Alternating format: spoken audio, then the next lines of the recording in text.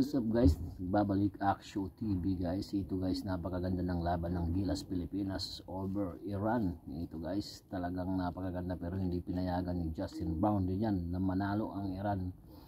Escape talaga guys ang nangyari, napakaganda. Biglang uminit yung Iran, hindi natin nakalain. Akala ko matatalo na talaga yung Gilas Pilipinas pero hindi talaga pinayagan. O diba? So ito guys, sana tuloy-tuloy na yung panalo nila. Bukas makakalaban nila ang China. So yun, napakalakas ng China guys. Sana manalo sila bukas sa semifinals. So di ba?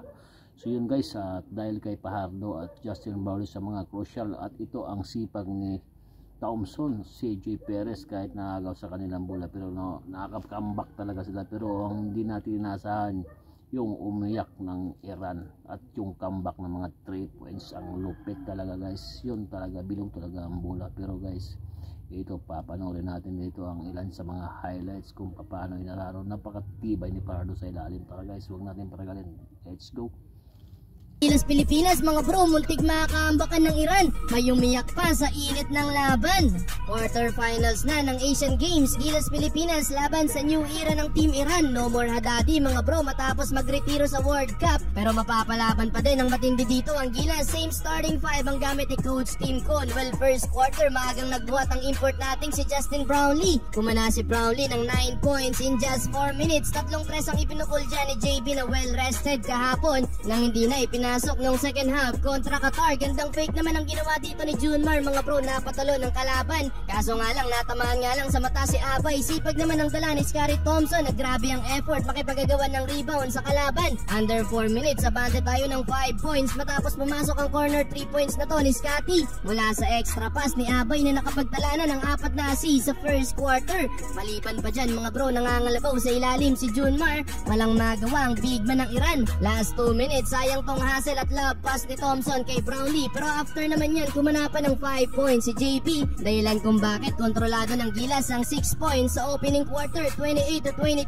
Tatatlong players lang sa kanila mga bro ang nakapagdala ng puntos. 16 para kay JP, 8 points kay Thompson at 4 para kay Abay. Start of second quarter, naglaro pa ng ilang minuto dyan si Brownlee pero sinalunan ng mga second unit ang opensa ng Gilas led by CJ Perez. Kapansin-pansin lang mga bro, nakada makakapuntos ang Iran. Lakas ng iyawan ng mga Chinese fans. Ang mananalo kasi dito ay makakalaban sa semifinals ang China o South Korea, pero buti na lang consistent pa din ang opensa ng pambansang koponan. Kasing consistent ng shooting ngayon ni Scary Thompson. Another corner 3 points. Last 2 minutes nakalamang na tayo ng double digit at ipinasok na din dyan si Brownlee na nakapagambag pa ng 3 points. Gaganda din ang mga stops nila sa huling minuto mga bro, 48-36. Hawak pa din ng Gilas ang kalamangan. Entering the third quarter, another takeover mode para kay Justin Brownlee. Siya ulit ang nag-set ng tone nitong opensa ng Gilas. Seryoso na ang mukha ni JB mga bro na may kasama pang pagre-reklamo sa mga referee. Wala nang makapigil si Iran sa opensang pinapakita ni Justin Brownlee mga bro. Nakatulakan naman ni Abay sa ilalim. Etong number 4 sa Iran, bawian sila ng tulak mga bro, pero mas unstoppable nga lang sa ilalim etong si Abay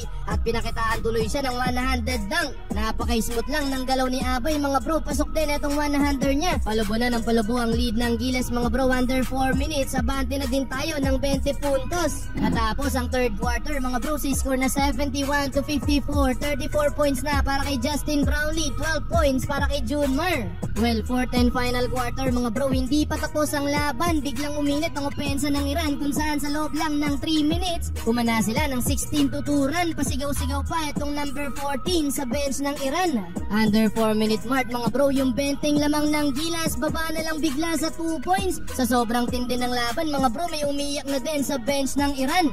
Last 2 minutes mga bro, clutch 3 points mula sa Iran at dito nakuha na din nila ang lead. Pero buti na lang mga bro, Junmar at Brownlee ang bumabawi para sa Gilas. 84-83, last 30 seconds. At sa uli mga bro, nakuha pa din naman ng Gilas Pilipinas ang panalo at makakalaban sa semifinals ang China. So yun guys, panalo ang Gilas Pilipinas sa Asian Games quarterfinals. So ngayon makakalaban nila ang China. Mas malakas yun bukas yun, malamang gabi yan. So yun guys, supportahan natin ang Gilas Pilipinas para sa Asian Games. Sana sunod-sunod na yung panalo nila. So yung guys, para huwag niyong kalimutan mag-subscribe sa channel natin, Aksyo TV. So yun guys, maraming salamat. Huwag niyong kalimutan mag-subscribe.